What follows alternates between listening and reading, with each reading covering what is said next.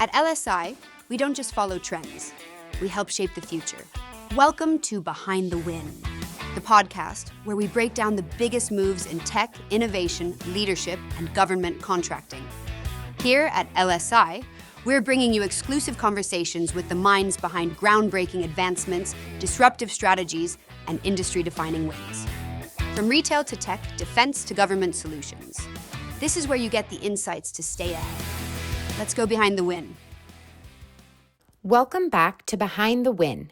Today, we're diving into a topic that's more relevant than ever: safety.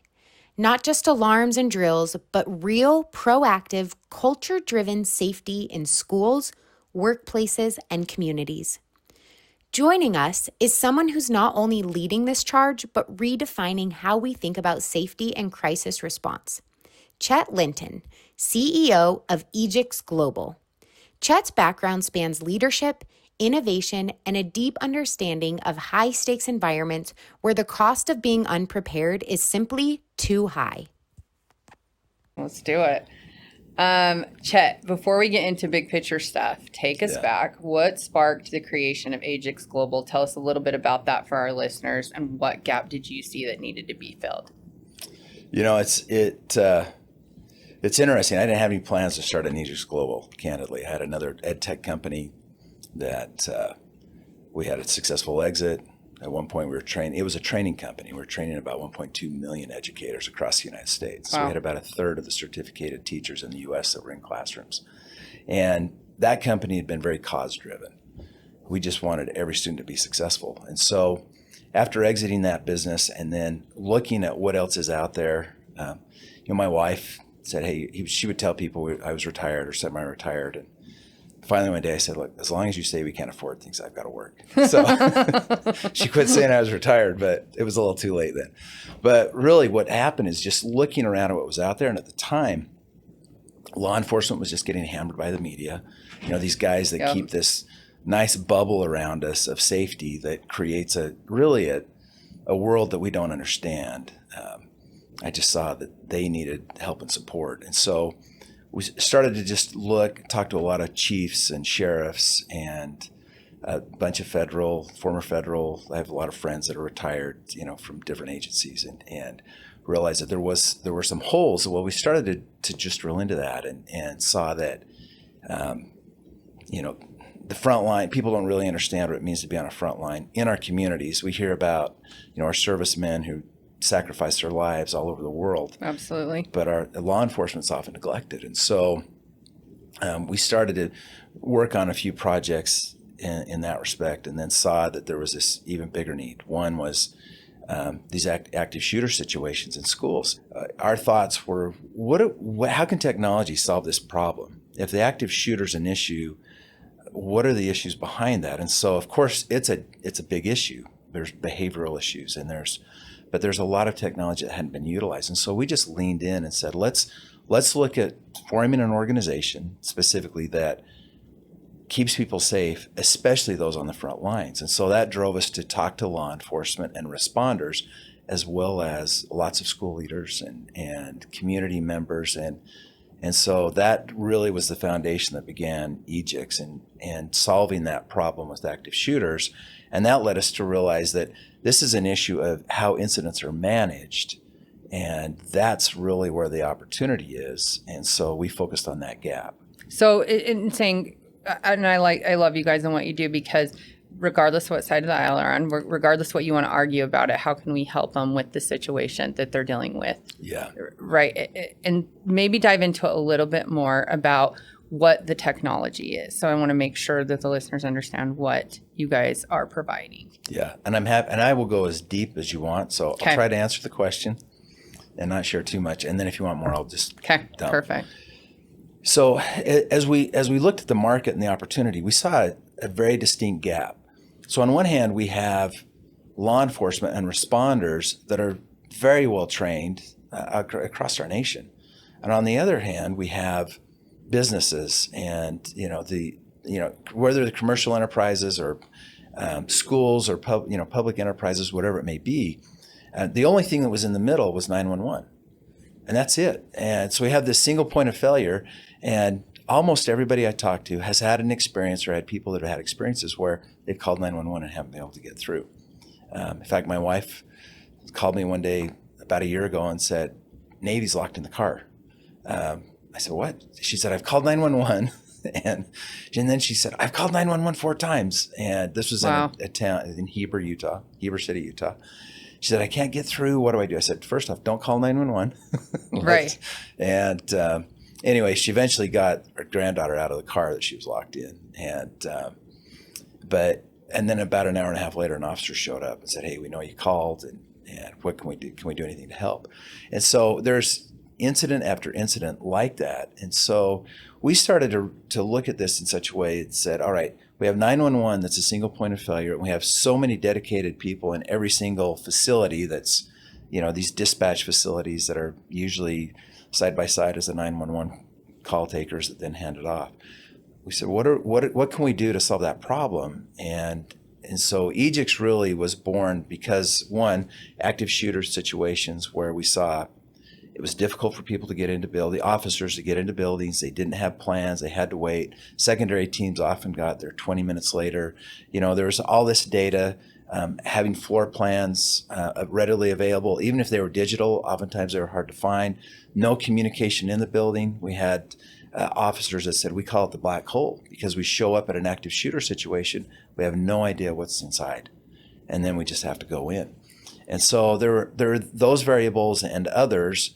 And we said, well, let's look at the technology. How do we address these issues? And so we have a system now that maps out structures. We call them live responsive maps that give feedback. So not just blueprints that came with the building when it was built. It goes live when the incident's live. So now whoever has access to that's authorized, can see it. So they see if people are safe, are they unsafe, and do they need medical attention? So now they can offer prioritized medical treatment to see if somebody needs it. I mean, in a shooter situation, we don't want people to bleed out. That can happen in 3 to 5 minutes. Right. And so, as tragic as that is, if we can help solve that, let's do it. We created the ability to show if rooms were cleared or not. So the dispatch facility, the responders knew already. They would know if they had been. And also we created, the biggest gap is communication. Virtually in any incident, whether it's something as tragic or challenging as an active shooter or somebody's thrown up in a hallway, and it doesn't matter if it's a school or a business, there are challenges. So the communication piece became really important. And so we created a proprietary chat system that can be made available to all responders, to the dispatch facility, and everybody in a building. So now we can have communication among all participants. So if that school takes it, right, in Layton, Utah, and something happens and you've got Layton, Clearfield, all these police that show up, what you've done with that school, all of them can communicate and see and utilize any of those tools. If they're authorized to do it, they can jump right in and participate. Amazing. Yeah. You've had a career that blends a little bit of entrepreneurship. You talked about that before, leadership and public service. How have those experiences shaped your approach to building a mission-driven company like Aegix? It's interesting to be involved with different organizations.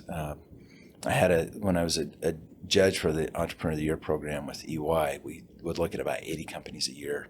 And then combined with the companies that I've been involved with or started, and then all these nonprofit boards, everything to me seems to get down to one big thing, and that's culture. Do the leaders respect the employees? I love to have organizations where our teams feel like they really are part of the team, where they're able to give input and contribute, but then also having a cause or a mission that really supersedes everything that we're trying to do. And then we hire to that. We hire people that are passionate, that care, that want to make a big difference.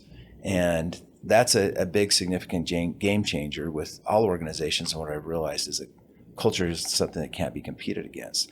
So in seeing these other organizations, the ones that have been very strong have always had a strong culture, maybe not as passionately driven as I may be, our organization, but still deeply caring about what they're trying to do and accomplish. And so it gives everybody on the team a reason to be committed, We've got more than just a paycheck. We're here because we really want to change people's lives, and that's always made a difference for me. Yeah, and I can't. I mean, I would say that's so true because in previous positions I came from fintech and banking, and not that we don't have a mission, right? The clients are our mission, and we want to help them invest and do all of those things, but now coming to where, we are working with the warfighter and we get to work with CAL FIRE. We get to work with things that have, like you said, it's mission driven and it's super cool. It's something I want to brag about doing. Right. Yeah. And so I love that. I totally get that.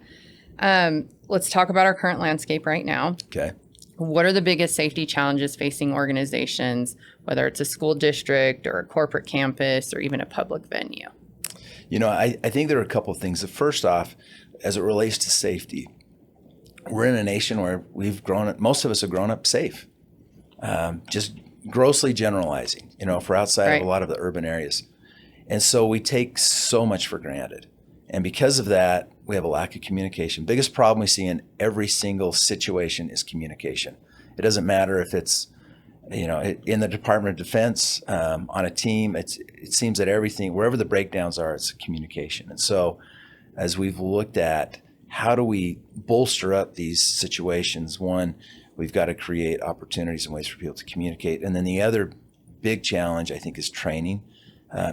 Organizations can't just go out and train their employees 1 year and say, okay, we did it. Now they know what safety is, and then revisit it in 3 or 4 years. With the amount of turnover we see in organizations, it's something that's got to be ongoing. And it really needs to become part of the culture, where we create safe environments, we train our employees on what to do, we've got policies and procedures in place, and that works. But it needs to be part of the culture. And that's where I think the biggest challenge is. It's just not yet, because we have all of our, especially law enforcement have done such a great job. People feel safe. Well, and we do these trainings. We do them every year here, right? Most companies I work for, they do them. And sometimes you're like, I got to do this. It's this box I'm going to check.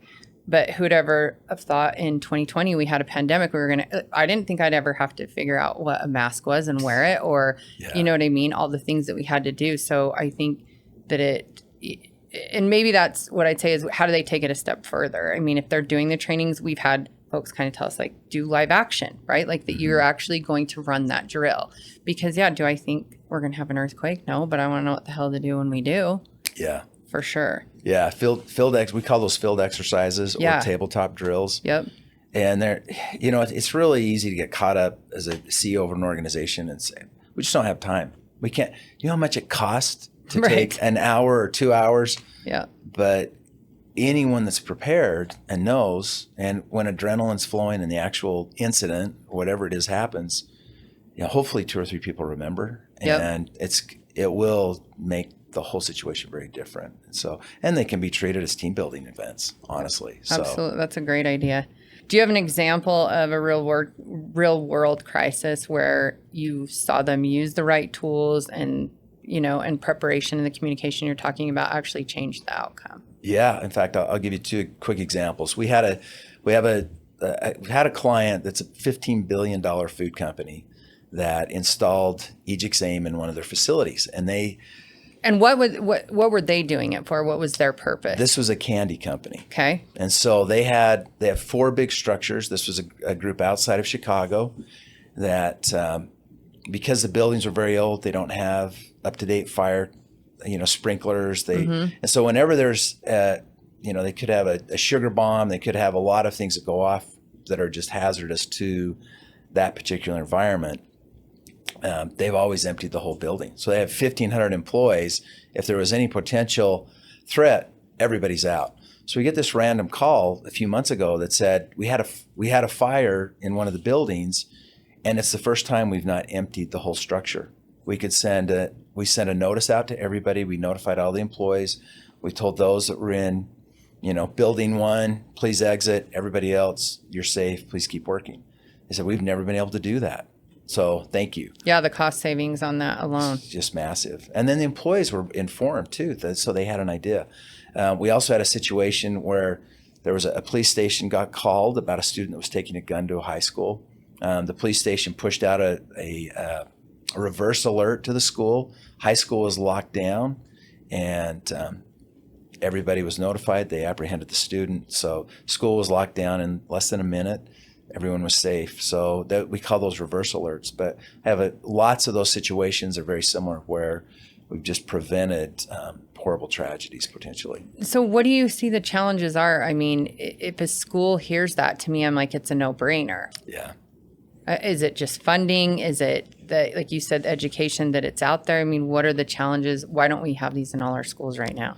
I think the biggest challenge is we have a lot of people that are not well informed, that are trying to guide policy, that are, in our state, we've had some challenges where there's, the data will say, hey, we've got to take care of behavioral threats. Even the new law will say, let's look at behavioral threats and make sure that we account for them in schools. And yet there's been a tremendous amount of emphasis on hardening.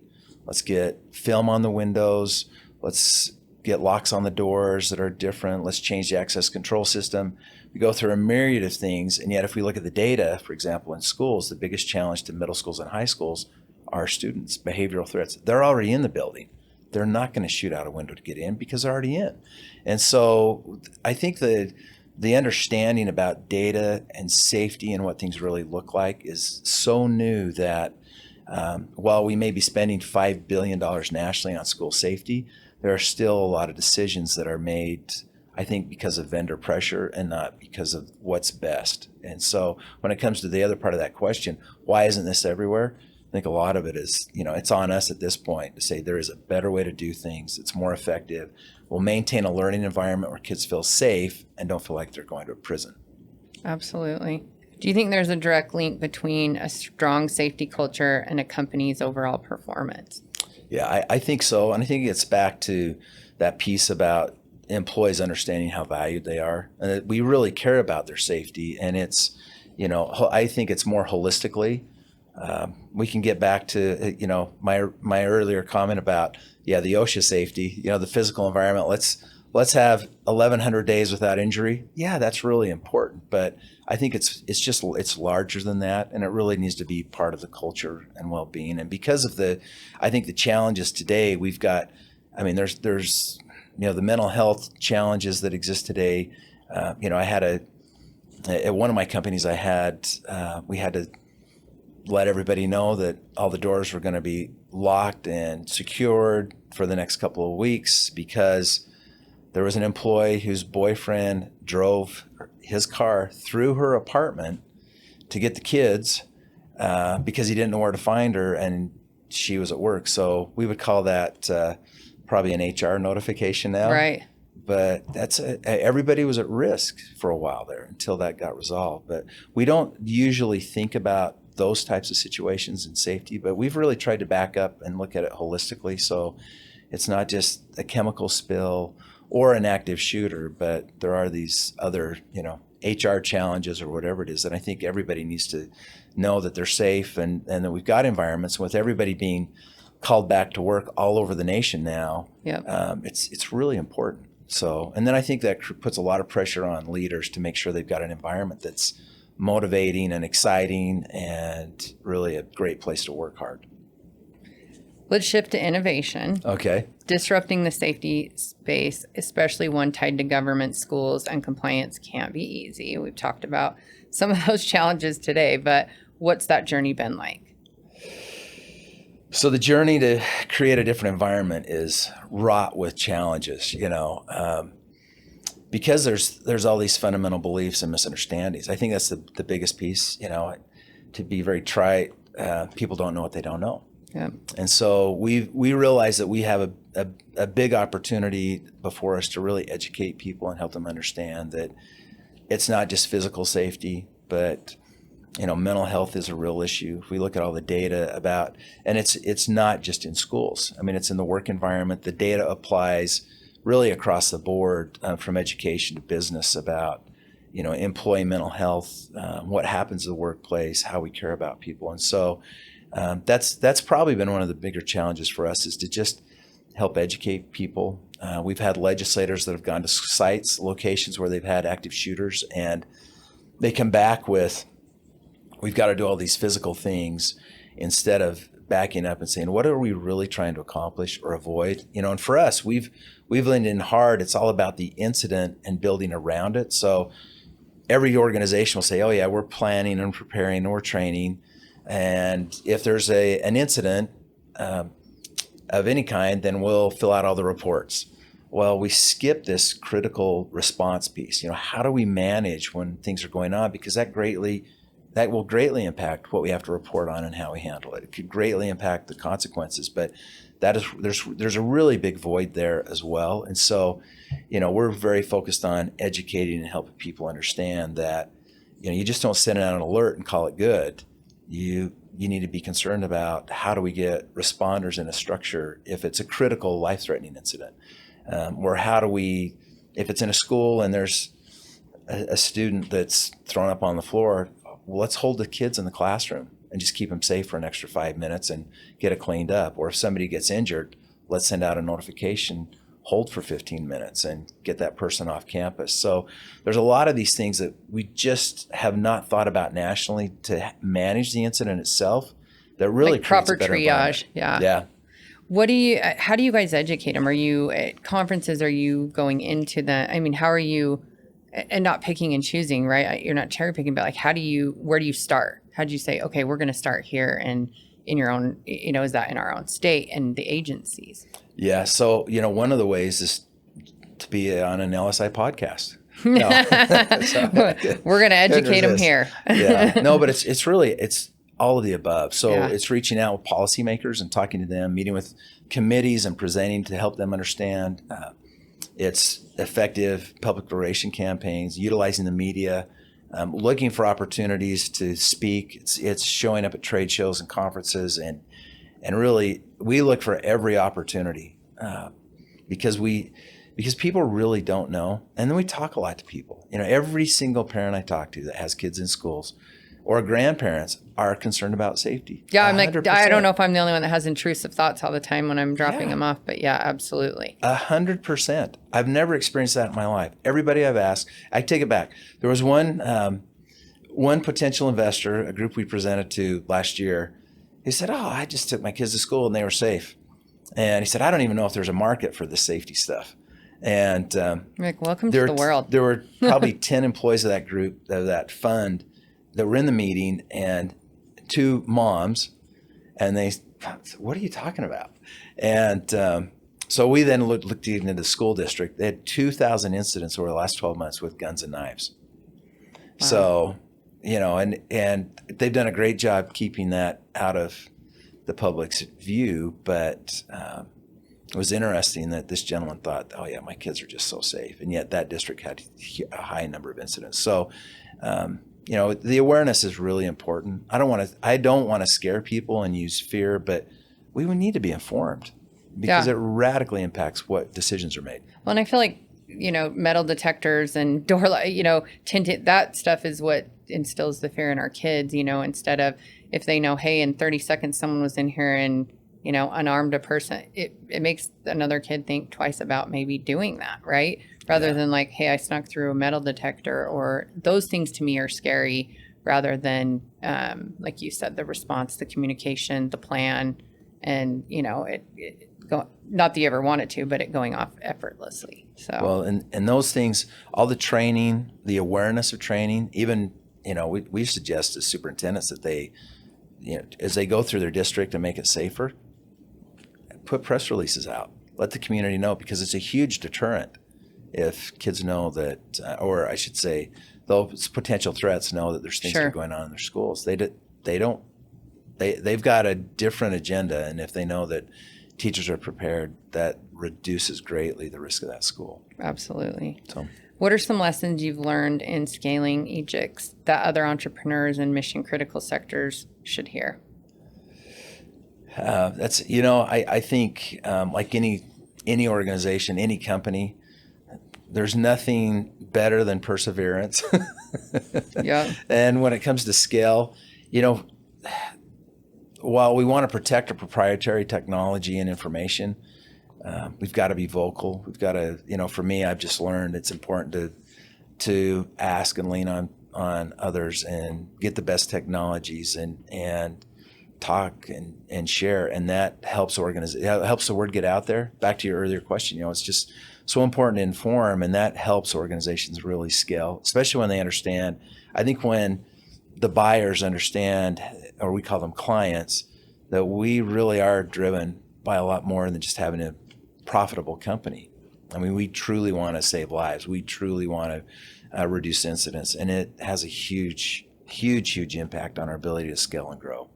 And networking, and that is what you say. I mean, it is huge. And I think until I've always been the type, like I, work my butt off, and I'm going to, they're going to just see it by me doing. But coming into these leadership roles, you have to network, because you may meet that one person that can open that door. And so I think, that's a valuable advice. Thank you.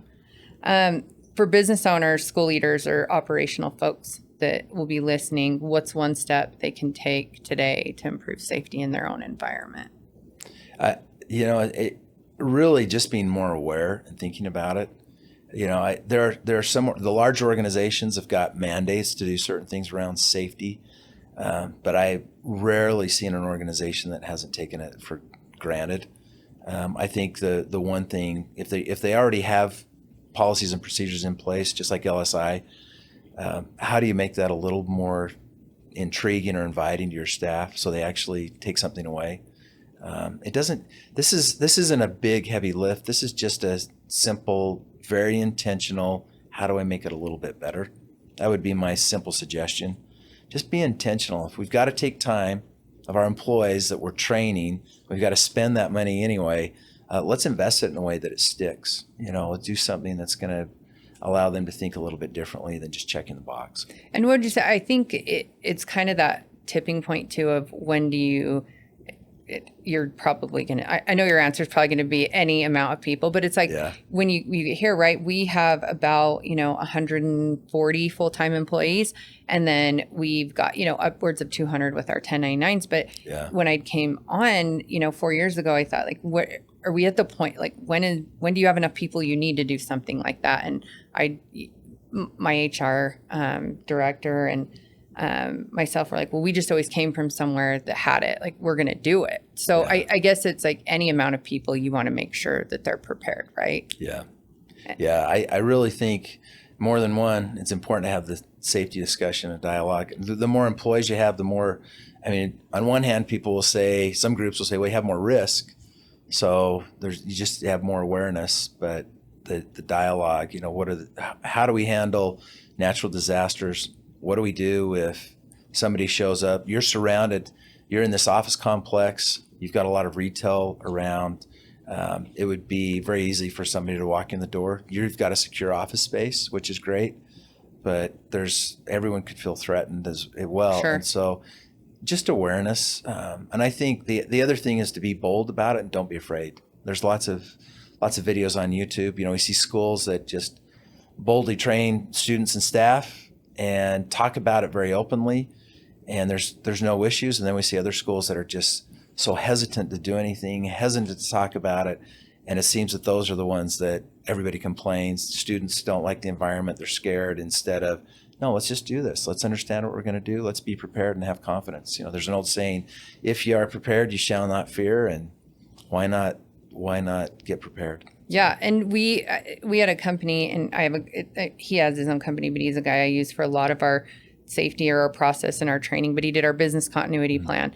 And, he said, okay, I want you guys we're going to add active shooter training, a video in. And I was like, do we need that? And he's like, I've never had a client say, man, I was too prepared for that incident, and I thought, no, in my head, I'm like, yeah, it does. Like, no one's ever been like, man, I was so prepared. I wish I wouldn't have planned it's great. So to me, I'm like, it's just common sense. Absolutely. So let's do, like you said, don't be afraid. Doesn't matter how many people you have, talk to them, in your staff meetings, whatever that can be. Situational awareness. It can be called a myriad of things, but I think the bold conversations are always better.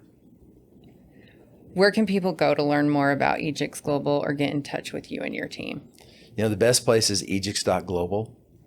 So anyone can reach out to me at Chet, CHET, at Aegix.global. Spell it for them too, just in case. Yeah, so Aegix is AEGIX Global, Global. And Aegix, by the way, is comes from Aegis, the shield that Zeus gave to Athena. I love that. So we just put an X on the end. We're a tech company, so yeah. Aegix, Aegix. So oh it's my ancient gosh, Greek. That's great. Chet, I appreciate you coming on Behind the Wind. I have loved you guys. I met you guys a year ago. I love what you do. I think, like we talked about, it doesn't matter where you sit, and especially in this landscape, I'm kind of sick of hearing the political sides. Let's talk about the problem and how we fix it, and I love that you guys do that. Oh, thanks, Sarah. It's great to be here. Really appreciate it, and appreciate all that LSI does too. You guys you got an incredible organization, and we appreciate it very much. So thank you. Awesome. Thanks. That was great. You did awesome. Oh, thanks. Yeah. I mean, it's hard.